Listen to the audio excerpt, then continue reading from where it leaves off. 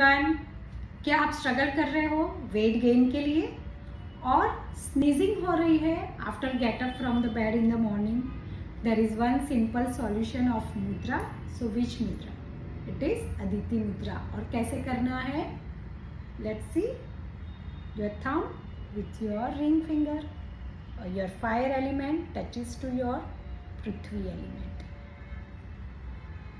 आपके हाथों को नीज के ऊपर रखना है एंड नॉर्मल ब्रीदिंग के साथ स्पाइन को स्ट्रेट रखना है for 11 to 21 minute every day in the morning.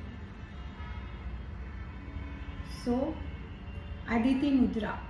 Aditi मुद्रा आप आपके हार्ट चक्र के पास रखकर भी इस तरह से कर सकते हो and really it is helpful to cure your sneezing problem or to gain weight. So practice it for 3 to 6 months and you will get amazing result after practicing this mudra. So practice it, be fit and healthy. Namaste.